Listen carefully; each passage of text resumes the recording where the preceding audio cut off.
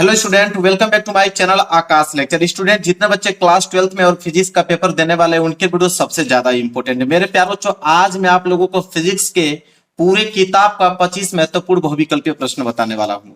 आप समझ सकते हो कि पूरे किताब में अगर मैंने 25 इंपोर्टेंट क्वेश्चन लिया है तो आप समझ सकते हो कि ये सारे क्वेश्चन कितने ज्यादा इंपॉर्टेंट है। मेरे प्यारे बच्चों, ये मैं दावा करता हूं कि अगर आप 25 क्वेश्चन तैयार कर लेते हो तो आपको कभी भी ऑब्जेक्टिव क्वेश्चन पढ़ने की जरूरत नहीं है। इन 25 के अलावा आपके एग्जाम में बाहर नहीं पूछा जाएगा। अगर 25 प्रश्न अगर आप तैयार किए हो तो सारे के सारे ऑब्जेक्टिव क्वेश्चन कर डालोगे। और आज की इस वीडियो में पूरा का पूरा कंसेप्ट वाइज बताने वाला हूं। मेरे प्यारे बच्चों, कभी आप जिंदगी में 25 क्वेश्चन भूल नहीं पाओगे फिजिक्स के। तो वीडियो को लाइक कर देना, चैनल पर नए हो तो चैनल को जरूर सब्सक्राइब कर लेना। चलिए पहला प्रश्न पढ़ते हैं। देखिए पहला प्रश्न क्या है, और पहला प्रश्न इतना ज्यादा इंपॉर्टेंट है मेरे प्यारे बच्चों, मैंने 5 वर्षों का प्रीवियस पेपर यहाँ पे एनालिसिस करने के बाद इस वीडियो को बना रहा हूं। तो आप समझ सकते हो बहुत काफी मेहनत के बाद मैंने मात्र 25 क्वेश्चन यहाँ पे चूज किया हूं। तो आप समझ सकते हो सारे क्वेश्चन इंपॉर्टेंट है। पहला क्वेश्चन जो हर साल आता है और इस बार भी आपके एग्जाम में देखने को मिलेगा। पहला प्रश्न है कि निर्वात की वैद्युतशीलता का मात्रक है। Very very most important question है मेरे प्यारे बच्चों, ये हर साल आपके एग्जाम में देखने को मिलता है। आप जो भी क्लास 12 के पेपर दिए होंगे बच्चे, उनसे आप पूछ सकते हो कि क्वेश्चन आता है कि नहीं हर साल।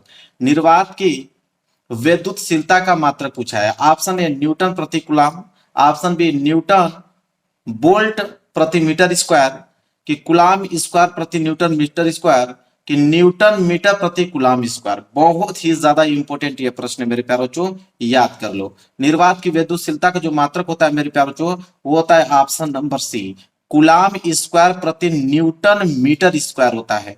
वेरी वेरी मोस्ट इंपोर्टेंट ये क्वेश्चन है। और पहले क्वेश्चन का सी वाला ऑप्शन जो है बिल्कुल राइट आंसर हो गया। जितने बच्चों ने सी पे क्लिक किया होगा बिल्कुल उनका 1 नंबर यहां से बिल्कुल पक्का हो जाएगा उनका। तो याद रखें कि निर्वात की वैद्युतशीलता का मात्रक क्या होता है, एक बार फिर आप याद कर लीजिए, कूलम स्क्वायर प्रति न्यूटन मीटर स्क्वायर होता है। क्लियर है। चलिए दूसरे क्वेश्चन की तरफ बढ़ते हैं। दूसरा क्वेश्चन देखिए बहुत इंपॉर्टेंट ये भी प्रश्न है कि विद्युत क्षेत्र की तीव्रता का मात्रक पूछा है। तो विद्युत क्षेत्र की तीव्रता का मात्रक क्या होता है मेरे प्यारों, जो विद्युत क्षेत्र को हम लोग ई से डिनोट करते हैं। आपको मालूम होना चाहिए कि ई बराबर होता है मेरे प्यारों चो क्या, एफ बटे के क्यू होता है। एफ क्या होता है, बल, और क्यू क्या होता है मेरे प्यारों चो, आवेश होता है। ठीक है। तो बल का मात्रक क्या होता है मेरे प्यारों चो, न्यूटन, क्यू का मतलब आवेश, और आवेश का मतलब क्या होता है मेरे प्यारों चो, कूलम। तो यहाँ पे आप देख सकते हो कि विद्युत क्षेत्र का मात्रक क्या निकल के आ गया, न्यूटन प्रति कूलम। देखिए इन चारों ऑप्शन में से कहीं दिख रहा है कि न्यूटन प्रति कूलम, बिल्कुल डी वाला ऑप्शन जो है बिल्कुल राइट आंसर हो गया। मेरे प्यारों जो बिल्कुल कंसेप्ट वाइज बताऊंगा आप लोगों को, रट्टा नहीं मारूंगा, बिल्कुल कंसेप्ट वाइज फार्मूले से आप लोगों को इनका मात्रक निकालना सिखा रहा हूं ताकि आप कभी भूल नहीं पाओगे। एग्जाम में अगर आप भूल भी पाओगे तो आप इन सूत्र की मदद से उनका मात्रक आप तुरंत निकाल लोगे। तो दूसरे का डी जो है बिल्कुल राइट आंसर हो जाएगा। आगे अगर हम बात करें क्वेश्चन नंबर तीसरे को लेकर, क्वेश्चन नंबर तीसरा देखिए क्या है कि विद्युत फ्लक्स का मात्रक है। बहुत ही ज्यादा इंपॉर्टेंट ये भी प्रश्न है। मैंने कहा आप लोगों को कि 25 महत्वपूर्ण प्रश्न है। जितना मैं आपको 25 क्वेश्चन आज की इस वीडियो में बताऊंगा सारे के सारे इंपॉर्टेंट है। तीसरा प्रश्न क्या है कि विद्युत फ्लक्स का मात्रक, ऑप्शन ए जो है वेबर, ऑप्शन बी वोल्ट प्रति metre, option C volt metre, और ऑप्शन डी जो है वो न्यूटन प्रति कूलम। अगर आपको मालूम है तो जल्दी से कमेंट करके बताइए। विद्युत फ्लक्स का मात्रक क्या होता है मेरे प्यार बच्चों, वो होता है आपका वोल्ट मीटर होता है मेरे प्यार बच्चों, याद कर लो। बहुत ही ज्यादा इंपॉर्टेंट प्रश्न है। तीसरे का सी, विद्युत फ्लक्स का मात्रक क्या होता है, वोल्ट मीटर होता है। यहां तक क्लियर है मेरे प्यार बच्चों। आगे बढ़ते हैं क्वेश्चन नंबर 4 की तरफ। देखिए क्वेश्चन नंबर 4 क्या है, बोला है कि एक इलेक्ट्रॉन वोल्ट का मान होता है। वेरी वेरी मोस्ट इंपोर्टेंट मेरे प्यार बच्चों।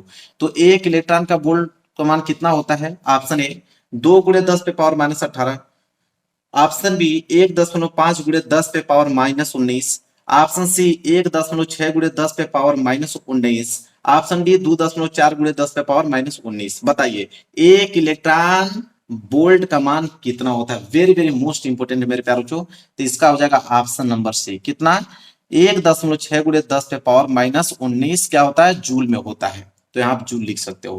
क्लियर है मेरे प्यारे बच्चों। बहुत ज्यादा इंपॉर्टेंट क्वेश्चन बता रहा हूं, बिल्कुल रट्टा नहीं मार रहा हूं, कंसेप्ट वाइज बता रहा हूं आप लोग मेरे प्यारे बच्चों। चलिए क्वेश्चन नंबर 4 कंप्लीट हो गया। क्वेश्चन नंबर 5 की तरफ बढ़ते हैं।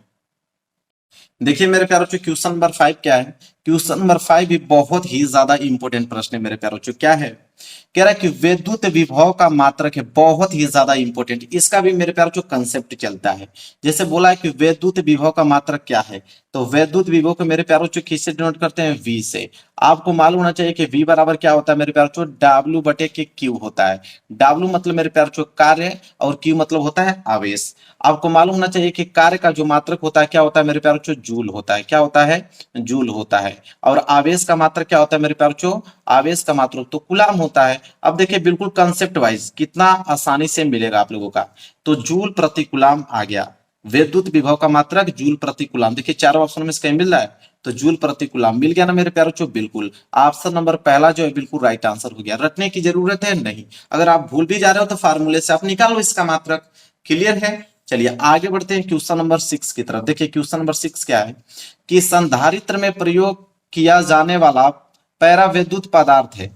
बोला यहाँ पे कि संधारित्र में प्रयोग किया जाने वाला पैरा विद्युत पदार्थ है। चार ऑप्शन आपके पास है, मोम, ऑप्शन बी कागज, ऑप्शन डी अभ्रक और ऑप्शन डी ये सभी। तो अगर आपको मैं बता दूं कि संधारित्र में प्रयोग किया जाने वाला जो पैराविद्युत पदार्थ होता है, हम मोम का भी प्रयोग करते हैं मेरे प्यारों बच्चों, कागज का भी हम प्रयोग कर सकते हैं और अभ्रक का भी हम प्रयोग कर सकते हैं।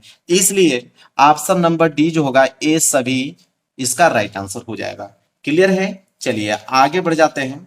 अगला प्रश्न देख लीजिए क्या है, प्रश्न नंबर 7वां। देखिए प्रश्न नंबर 7वां क्या है, बोला है कि विशिष्ट प्रतिरोध का मात्रक है। अब प्रतिरोध का मात्रक तो सब लोग जानते हैं मेरे प्यारों बच्चों, पहला ऑप्शन ओम मीटर, ऑप्शन बी ओम मीटर, यहाँ पे क्या होगा स्क्वायर, ऑप्शन सी है ओम प्रति मीटर स्क्वायर और ऑप्शन डी है एम्पियर। तो इतना तो आपको मालूम होना चाहिए कि विशिष्ट प्रतिरोध का जो मात्रक होता है मेरे प्यारों बच्चों क्या होता है, ओम मीटर होता है। पहला वाला ऑप्शन जो है बिल्कुल राइट आंसर हो जाएगा मेरे प्यारों बच्चों, क्या होता है, ओम मीटर। ठीक है, क्लियर है, चलिए आगे बढ़ते हैं। अगला प्रश्न देख लीजिए, प्रश्न नंबर 8वां।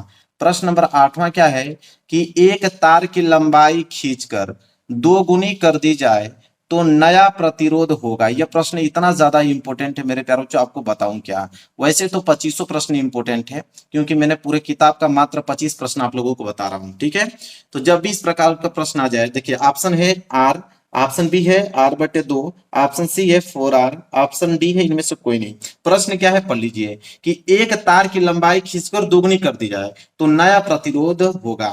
मेरे प्यारों जो नया प्रतिरोध जब भी पूछे तो नया प्रतिरोध को हम लोग आर डैश से डिनोट करते हैं। तो फार्मूला निकल के आता है कि आर डैश बराबर नया प्रतिरोध बराबर क्या होता है फार्मूला, कि एन स्क्वायर गुणे पुराना प्रतिरोध। क्या होता है, एन स्क्वायर गुणे पुराना प्रतिरोध। मेरे प्यारों से यह प्रश्न हर साल आता है, आप देख सकते हो पेपर उठाकर। ठीक है, पुराना प्रतिरोध, पुराना प्रतिरोध को किससे डिनोट करते हैं मेरे प्यारों, तो कैपिटल आर से डिनोट करते हैं।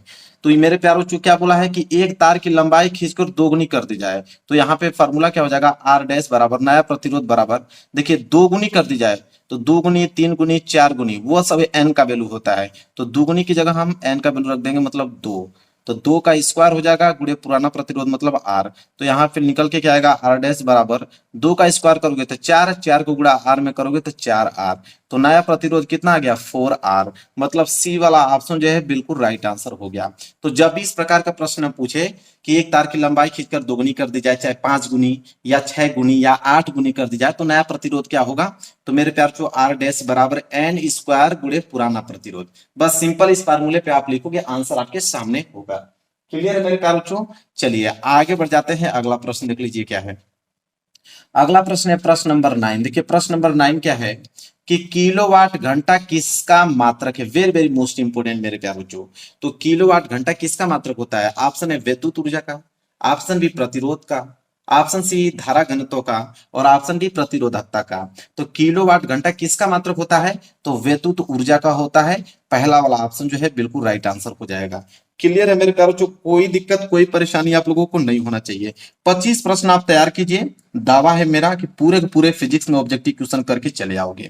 और इतना बेहतरीन तरीके से आपको कोई बताने वाला पूरे यूट्यूब पे नहीं मिलेगा, बिल्कुल आराम आराम से कंसेप्ट वाइज बता रहा हूं आप लोगों को। तो चैनल को जरूर से जरूर सब्सक्राइब कर लीजिएगा। चलिए आगे बढ़ते हैं प्रश्न नंबर 10वें की तरफ। देखिए प्रश्न नंबर 10वां क्या है मेरे प्यारों बच्चों, प्रश्न नंबर 10वां है कि किरचॉफ का प्रथम नियम है। अब मेरे प्यारे बच्चों किरचॉफ का प्रथम नियम पूछा है। देखिए किरचॉफ का वैसे दो नियम है, आपको भी मालूम होना चाहिए। तो किरचॉफ का पहली बात तो प्रथम नियम होता है आवेश संरक्षण का नियम। तो इसलिए बी वाला ऑप्शन जो होगा बिल्कुल राइट आंसर हो जाएगा, क्योंकि इसने बोला है कि किरचॉफ का प्रथम नियम को ही हम लोग आवेश संरक्षण का नियम कहते हैं। इसी को मेरे प्यारे बच्चों हम लोग संधि का नियम कहते हैं, इसी को हम लोग धारा का नियम कहते हैं। तीन नामों से यह जाना जाता है किरचॉफ का प्रथम नियम। ठीक है, आवेश संरक्षण, फिर मैंने बताया आपको संधि का नियम, इसी को हम लोग धारा का नियम भी कहते हैं।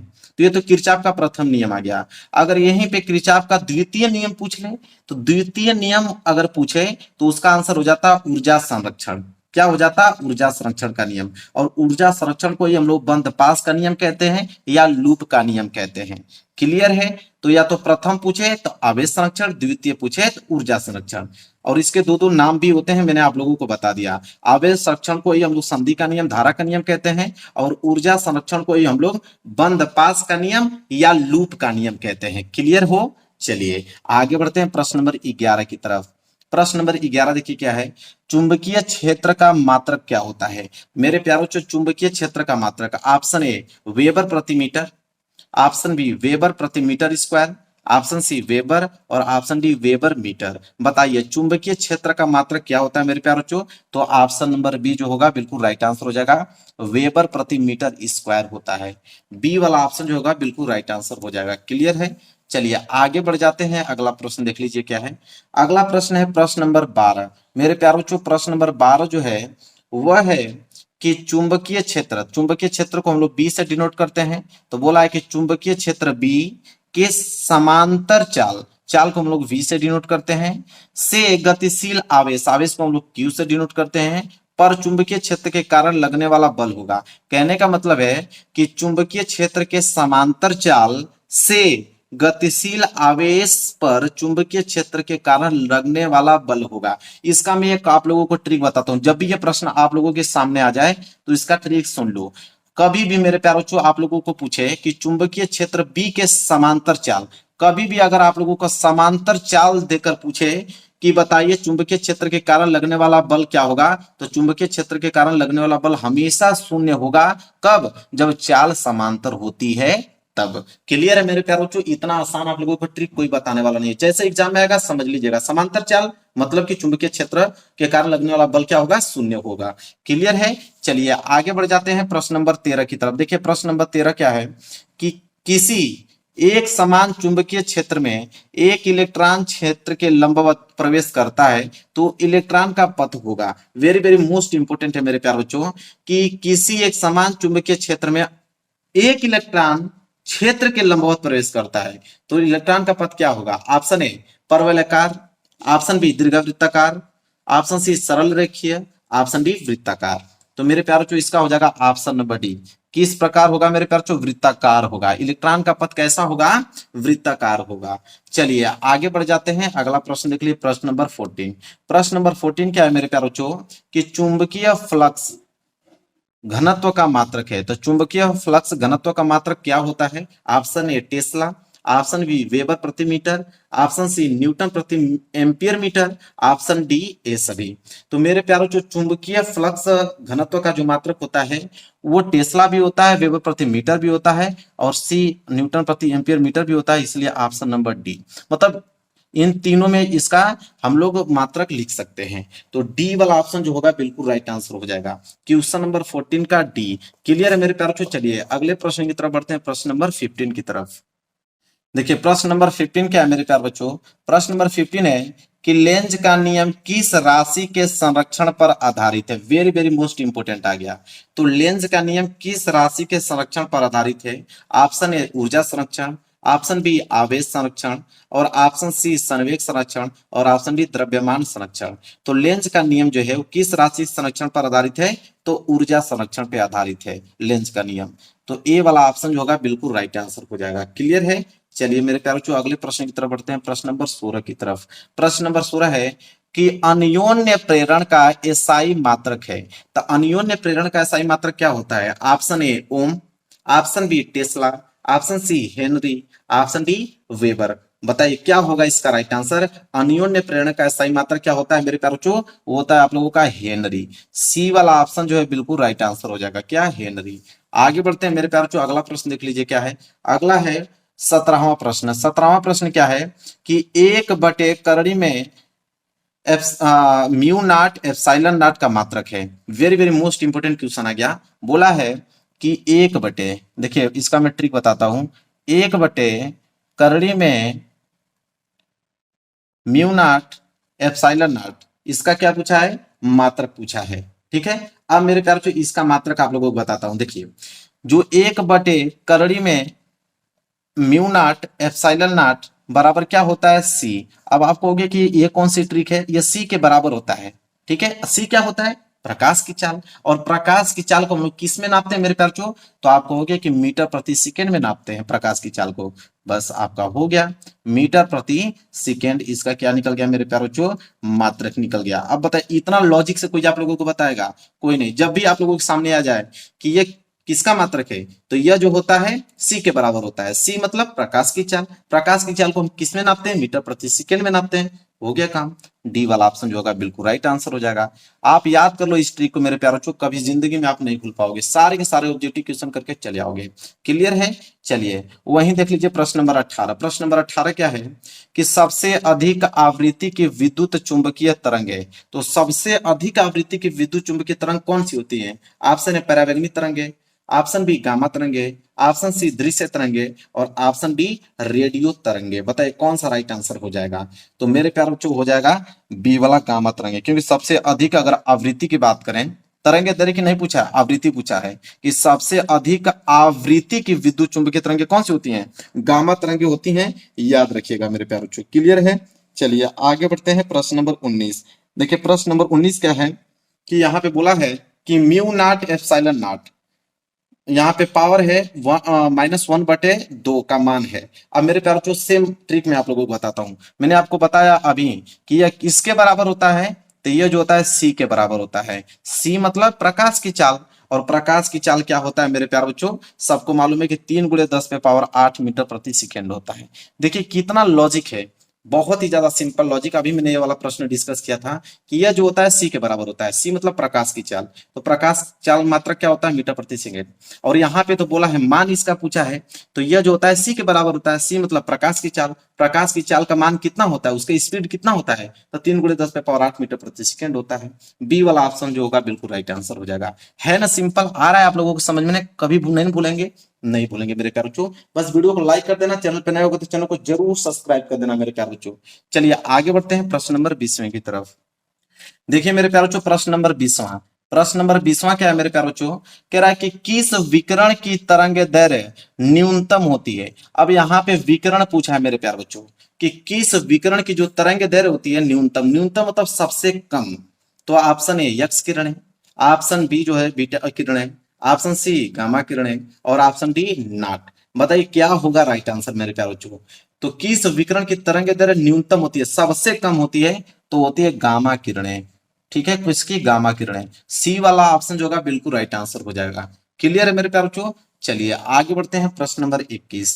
प्रश्न नंबर 21 देखिए क्या है कि कोई प्रकाश वायु से जल में प्रवेश करता है। कोई भी प्रकाश है वायु से किस में प्रवेश करता है, जल में प्रवेश करता है, तो क्या अपरिवर्तित रहेगा, मतलब किसमें बदलाव नहीं होगा। और कोई प्रकाश से वायु से जल में प्रवेश कर रही है, तो उसमें क्या अपरिवर्तित रहेगा, कौन सी चीजें नहीं बदलेंगी, वेग नहीं बदलेगा, कि आयाम नहीं बदलेगा, कि तरंग दैर्घ्य नहीं बदलेगा, कि आवृत्ति नहीं बदलेगा। तो मेरे प्यारे बच्चों आवृत्ति नहीं बदलेगी, तो यहाँ पे डी वाला ऑप्शन जो होगा बिल्कुल राइट आंसर हो जाएगा, आवृत्ति नहीं बदलेगी। क्लियर है, चलिए आगे बढ़ते हैं प्रश्न नंबर यहाँ पे 22। प्रश्न नंबर 22 क्या है कि फोटान की ऊर्जा का सूत्र है। मेरे प्यारों जो फोटान की ऊर्जा का सूत्र क्या होता है, वेरी वेरी मोस्ट इंपोर्टेंट है। तो इसका सूत्र होता है मेरे प्यारों जो ऑप्शन नंबर ए Hc/, यहाँ पे मेरे प्यारों जो क्या होता है, लेमडा। ठीक है, अब आप कहोगे कि इसका लॉजिक बताइए, मैं बताता हूं। देखिए फोटान की ऊर्जा का सूत्र कैसे हम लोग निकालेंगे, फार्मूला क्या कहता है कि E बराबर, फार्मूला क्या होता है, एच म्यू, ये फार्मूला होता है। ठीक है, तो इसको मैं ऐसा लिख सकता हूं कि E बराबर एच म्यू का मान कितना होता है, सी बटे लेमडा होता है। तो ई बराबर क्या हो जाएगा, एच का गुणा सी में करोगे तो एच सी, और बटे में क्या हो जाएगा, लेमडा। ठीक है, तो ई मतलब फोटान की ऊर्जा। तो फोटान की ऊर्जा का यहाँ पे सूत्र क्या निकल के आया, एच सी बटे लेमडा। देखिए एच सी बटे लेमडा, है ना सिंपल आप लोगों को क्लियर। चलिए आगे बढ़ते हैं, प्रश्न नंबर 23। देखिए प्रश्न नंबर 23 क्या है कि एक एएमयू के तुल्य ऊर्जा है। ठीक है, एएमयू का मतलब क्या होता है, ए से एटॉमिक, एस से एन से मास, और यू से यूनिट, मतलब एटॉमिक मास यूनिट। मतलब एक एटॉमिक मास यूनिट के तुल्य ऊर्जा क्या होता है, 190 MeV। एमईवी मतलब क्या होता है मेरे प्यारे बच्चों, मतलब mega electron volt. Option B 139 MeV, option C 913 MeV, option D 931 MeV। तो एक एएमयू के तुल्य ऊर्जा कितनी होती है मेरे प्यारे बच्चों, तो इसका राइट आंसर हो जाएगा ऑप्शन नंबर डी, कितना होता है, 931 MeV। ठीक है, तो इसका डी वाला ऑप्शन जो होगा बिल्कुल राइट आंसर हो जाएगा मेरे प्यारे बच्चों। बहुत ही इंपॉर्टेंट यह प्रश्न है, हर साल आता है, इस बार भी आप लोगों को देखने को मिलेगा। चलिए अगले प्रश्न की तरफ बढ़ते हैं, प्रश्न नंबर 24। देखिए प्रश्न नंबर 24 क्या है कि पीएन संधि डायोड की अवक्षय परत में होते हैं। तो पीएन संधि डायोड की अवक्षय परत में क्या होते हैं, केवल कोटर होते हैं, केवल इलेक्ट्रॉन होते हैं, कि इलेक्ट्रॉन व कोटर दोनों होते हैं, कि न इलेक्ट्रॉन न कोटर। तो पीएन संधि डायोड की अगर अवक्षय परत की बात करें तो उसमें न तो इलेक्ट्रॉन होता है और न ही कोटर होता है। तो डी वाला ऑप्शन जो होगा बिल्कुल राइट आंसर हो जाएगा। चलिए अगले प्रश्न की तरफ बढ़ते हैं, लास्ट प्रश्न है 25। पूछा है कि पीएन टाइप का अर्धचालक बनाने के लिए शुद्ध सिलिकॉन या जर्मेनियम में मिलाया जाने वाला पदार्थ होता है। मेरे प्यारों बच्चों दो टाइप के पूछता है इसमें क्वेश्चन, एक आपका पी टाइप पूछता है, ठीक है, और एक आपका मेरे प्यारों बच्चों एन टाइप पूछता है। दो ही टाइप आपके एग्जाम में आते हैं। तो यहाँ पे क्वेश्चन क्या पूछा गया है, पी टाइप वाला, कि पी टाइप का अर्धचालक बनाने के लिए शुद्ध सिलिकॉन या जर्मेनियम में मिलाया जाने वाला पदार्थ क्या होता है। तो मेरे प्यारों बच्चों पी टाइप जब भी पूछे तो यहाँ पे याद रखिएगा कि यहाँ पे जो मिलाया जाने वाला पदार्थ होता है वो होता है कि जिनकी संयोजकता 3 होता है, 3 संयोजकता वाला तत्व मिलाया जाता है। तो यहाँ पे पी टाइप पूछा है तो इसलिए हम लोग ऑप्शन नंबर सी पे जाएंगे, किस पे, एल्युमिनियम में। क्योंकि एल्युमिनियम का मेरे प्यारे बच्चों कितना होता है यहाँ पे, एटॉमिक मास 13। ठीक है, 13 को अगर हम तोड़ेंगे तो 2 गुणे 8 गुणे 3 के रूप में टूटेगा। तो देखिए इसके वाई कोष में कितने इलेक्ट्रॉन हो गए, 3 इलेक्ट्रॉन हो गए, मतलब इसके संयोजकता कितनी हो गई, 3 हो गई। तो 3 संयोजकता हो गया, मतलब यहाँ पे पी टाइप वाला है। तो पी टाइप जब भी पूछे तो एल्युमिनियम। अगर वही एन टाइप वाला पूछता कि एन टाइप के अर्धचालक बनाने के लिए शुद्ध सिलिकॉन या जर्मेनियम मिलाया जाने वाला पदार्थ कौन सा होगा, तो फास्फोरस होता है। फास्फोरस किस लिए होता है, क्योंकि उसमें संयोजकता 5 चाहिए। ठीक है, 5 संयुक्ता वाला तत्व चाहिए। तो फास्फोरस कितना होता है, 25। तो 25 में मेरे प्यारों बच्चों यहाँ पे 5 संयुक्ता वाला चाहिए, इसलिए यहाँ पे फास्फोरस हो जाता है। तो याद रखें कि पी टाइप पूछे एल्युमिनियम, एन टाइप पूछे फास्फोरस, बस आप इतना याद कीजिए। इतना तो मैंने आप लोगों को डिटेल में बताया समझाने के लिए, बस आप इतना याद रखिए कि पी टाइप पूछेगा तो एल्युमिनियम, क्योंकि यहाँ पे 3 संयुक्ता वाला तत्व लगेंगे। एन टाइप पूछेगा तो फास्फोरस, क्योंकि वहां पे 5 संयुक्ता वाले तत्व रहेंगे। क्लियर है मेरे प्यारे बच्चों। तो मैंने पूरा का पूरा 25 क्वेश्चन आप लोगों को बता दिया। 25 क्वेश्चन अगर आपको तैयार हैं, आप बिंदास जाइए मेरे प्यारों बच्चों, इनकी प्रैक्टिस करके एक भी प्रश्न छूटेगा नहीं आपको ऑब्जेक्टिव में। वीडियो को लाइक कर देना, चैनल पर नए हो तो चैनल को जरूर सब्सक्राइब कर लेना। मिलेंगे एक प्यारे से नेक्स्ट वीडियो में, तब तक के लिए धन्यवाद।